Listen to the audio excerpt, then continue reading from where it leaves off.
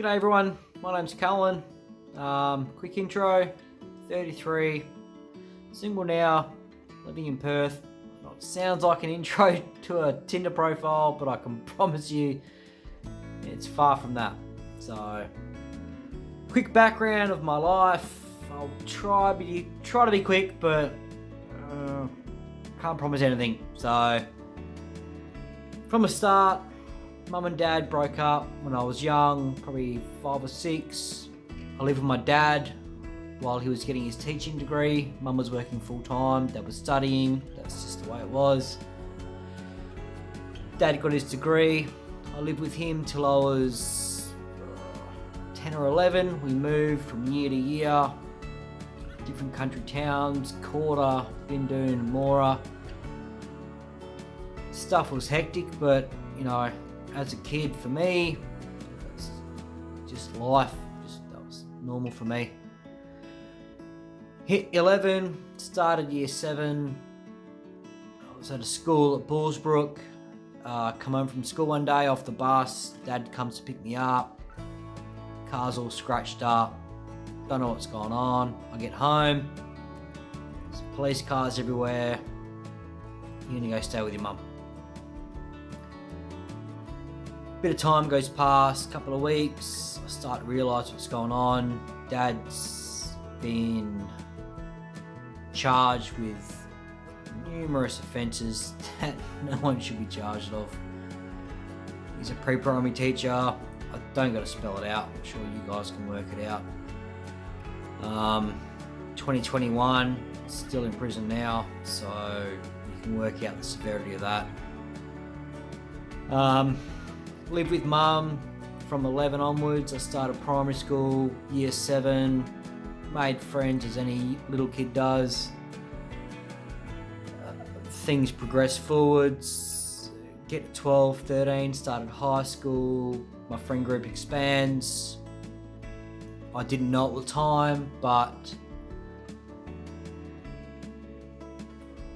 friends of friends, the way it all went, ended up getting groomed, as one would say, by a friend's uncle. Was abused by him, not only emotionally but sexually, for about probably 3 or 4 years. Mum at the same time, she was kind of hit and miss. She was early to mid 30s. She's gone from single, having a son every couple of weeks, to being full-time mum. It's hard. I know how hard it is. I'm a dad. Things were hard for her. Things were hard for me.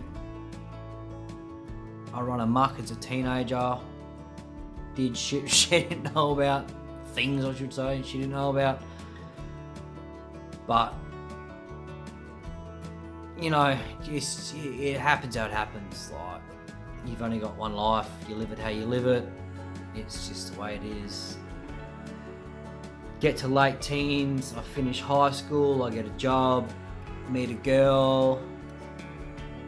Things don't quite work out the way you want them to. We get engaged. We're not engaged. She falls pregnant. 21 rolls up. Late September 21, my best friend commits suicide. We're 21, we've been best friends for 10 years, like best friends. And he's just gone. That's your mate, your rock is just gone. After dealing with that, my pregnant partner at the time, my fiance at the time, we lose our son.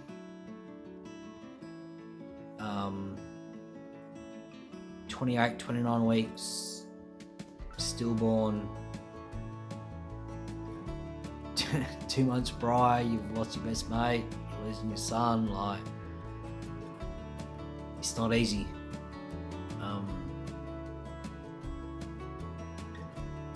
But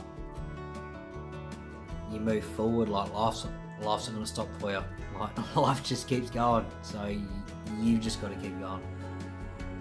So you move on. Things don't quite work out with her, but you've got your child. My daughter's born in November 2010. She's happy, she's healthy, she's everything you want a child to be.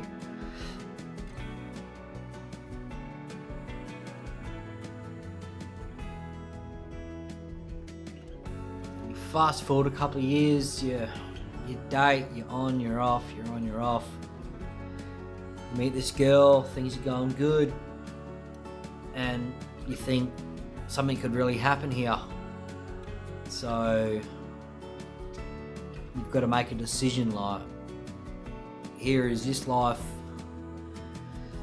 and this life could be this. So I decided I moved out of Perth, I moved to Kalgoorlie, didn't quite work. She wanted to go to Port Hedland, so anyone that doesn't know WA, Perth to Cowes about 600 or 700 k's, Perth to Hedland at 1300 k's. It's a long way, but you bite the bullet, you do what you've got to do just to make it work, and you make an effort of it. So fast forward, you're in Hedland, you've got a job, you're trying to make things work, you've got your daughter, it's 1300 k's away, you've got your partner and her daughter that are right here, you're trying to juggle the two like a clown at a circus. I travelled to Perth to see my daughter, because you're in Hedland, you're making money. Perth, I mean, it's $1,000 plus either way, but you do what you gotta do. Part of the time, things weren't fantastic, but we're working on it. I'm in Perth. It's her birthday, but I'm down here. She's up there. She decides it ain't working, so see ya. Heartbroken. She's supposed to organise my ticket to go home, to get my stuff at least. You know, at least get my stuff. Go to the airport. Ticket's not there. Ticket was never there. So, a couple of days later, I organised for me and my mate Royce to go to Port Hedland, get my stuff, you know, pack my life up, come back to Perth. We get to Hedland, taxi home, my stuff's in garbage bags, sitting on the front veranda, almost like it was just nothing. So, pack up the car, me and my mate, Hedland to Gero, it's 800-900 k's, we split it out over 2 days. I would have spent maybe a month, maybe 2 months on the alcohol, eating bad food, drinking piss, just destroyed myself. Just straight up destroyed myself. That's 2015. Went back to Perth, went back to Mum's house. Thanks, Mum, for letting me come home. Back to Mum's, life back on track, I've got a job, I'm doing this, I'm doing that. Things progress to where I am 12 months ago. I met a girl at work, and from day one, she was just, you feel like you're here, she's up here. She's just over the top. You think you're pretty good until you meet her. And then you're not as good as you think you are. She is an amazing woman.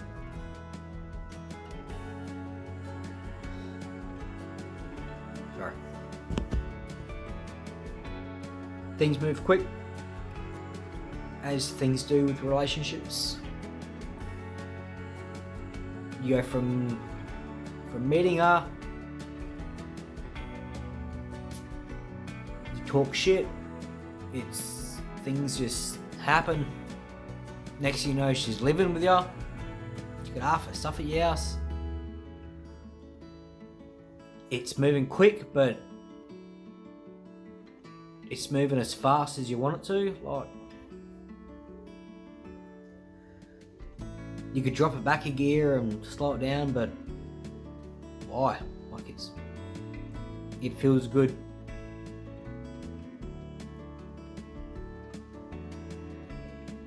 You're not perfect. She's not perfect. You got problems, she got problems. The honeymoon period only lasts so long. And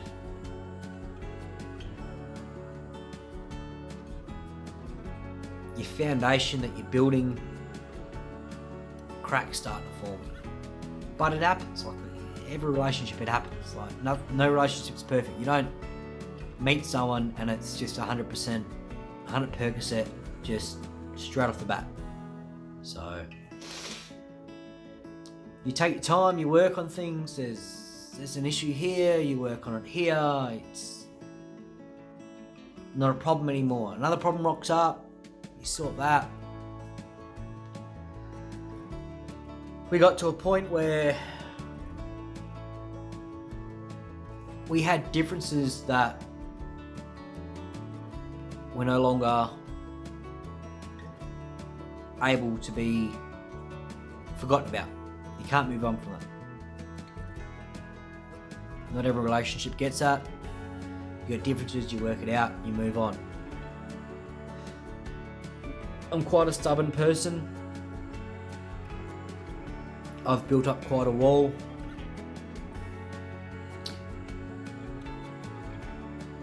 I never sort of learnt to speak about my emotions and voice that sort of stuff. I'll send you a text message with everything that's on my mind, but when it comes to being in person, I don't know if it's just being a man. Can't blame that. Can't blame the fact that I've got a dick, that I can't talk, but I'm sure a lot of guys out there will know that it's hard to talk about your feelings. It's hard to talk about your emotions and to be that in touch with yourself to someone else. It's hard to open up and be that fragile and that, yeah, to be that with someone else. It's hard. So things got to loggerheads. You got to a point where she couldn't deal with who I was anymore, and that's fair enough. I don't blame her for that. She's an amazing woman, absolutely amazing, and she has her faults. She knows that. I have my faults. I know that. And we just got to a point where we just had to call irreconcilable differences. I couldn't be the man that she wanted me to be. She couldn't be the woman that I wanted her to be. And in the end, she had to end it. I'd like to say that it was a joint decision. It wasn't. But it was a decision nonetheless. and it's a decision I have to live with now, and this is where I am right now.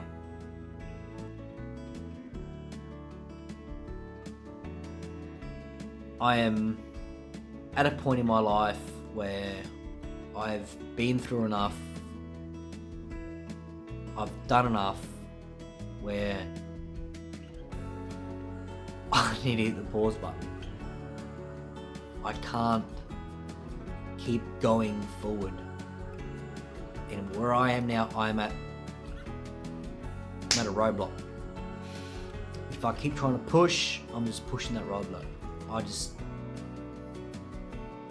If I keep going forward, I'm pushing that roadblock. I'm just pushing that wall further and further forwards, and I need a break. I need time to meet. I need time to Callan. I need me time. And for some people, they need a couple of days on the piss with the boys, straighten yourself out. For some people, you need a year. For me, I need a week, I need 2 weeks just to get away from life and just recharge the batteries.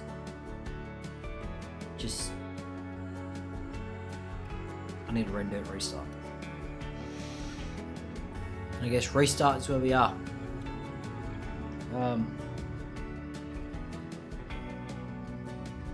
After things sort of leveled out with my last partner, things had ended, things were far from on the mend, but things were flattening out, and it was the time where it's like, Callan, there is no you and her anymore, it's you. That's where I am. So for me, for Callan, I just want to pack up and go, and I need that. I approached the boss one day. It had been probably 4-5 weeks since it all started. Grabbed the boss, said, look, I've got to speak to you for a few minutes. It wasn't one of my finest moments, but I just broke down. I mean, when you grab a box of tissues on the way to the conference room, like, you can't expect too much. So I broke down, I started crying. I was like, man, I need some me time. On a scale of 1 to 100, my mental health's gone from 100 down to, I don't know, not 0, but damn small.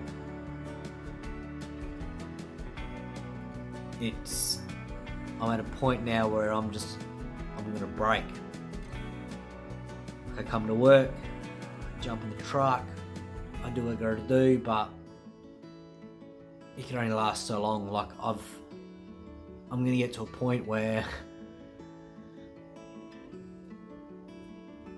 someone's gonna take my parking spot. Someone's gonna put in the driveway before me, and I'm just gonna knock them out. And I don't want to do that. I need to go. I need to not be here and not do this. I explain what was happening. Ex-girlfriend wise, and I just need to go, man. Like, everyone handles stuff differently. This is how I'm handling it. I need to go. Lucky for me, it was pretty supportive. It was, yep, you gotta go, just let me know. So I booked some time off work, and that's where I am. planning my trip.